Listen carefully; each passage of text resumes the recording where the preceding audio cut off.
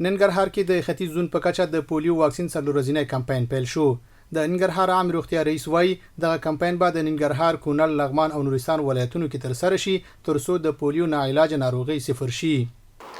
ټولو ولسوالیو او د ښار په ټولو حوزو کې زمونږ ټیمونه د واکسین د 5 کلونو ښکته ماشومان له تطبیقېږي. الحمدلله موږ په د 2 کلو کې پوره ټارګټ ته رسېدلي یو 98% موږ خپل ټارګټ ته رسولی دی. موږ په د شپږو میاشتو کال کې نه محیطي او نه دغه انساني پیښه نه لرو په دغه خپله حوزه کې. نو موږ کوشش کوو چې په د لنډ وخت کې خپله حوزه د دغې مضر بیمارۍ نه پاکه کړو. نو موږ انشاءالله نږدې شوي یو خپل ټارګټونه ټول پوره کړي دي. په دغه کمپاین کې به ننګرهار کې شاوخوا 900,000 او د ختیځ په کچه د پاسه 1,300,000 له 15 کلونو کم عمره ماشومان واکسین شي. ټول هغه ماشومان چې عمر د 15 کالو څخه ښکته وي هغه به واکسین کیږي.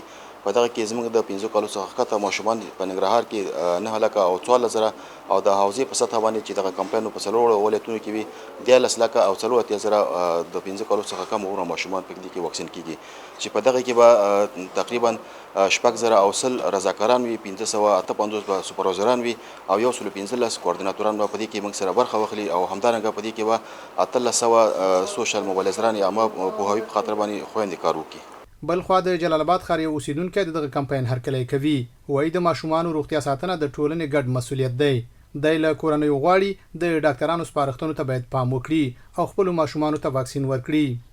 دا چې د پولیو واکسین کمپاین شروع شوی دی موږ ډیر خوشاله یو په دې چې دغه ناعلاجه مرض دی او داسې یو مرض دی چې دې سره به ټول عمر کړېږي.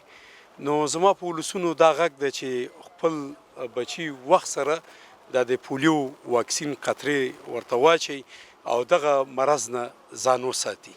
روغتیا پالان ټینګار کوي چې پولیو یو خطرناک وایروسي ناروغي ده چې درملنه نه لري، خو یوازې د واکسین له لارې مخنیوی کېدای شي.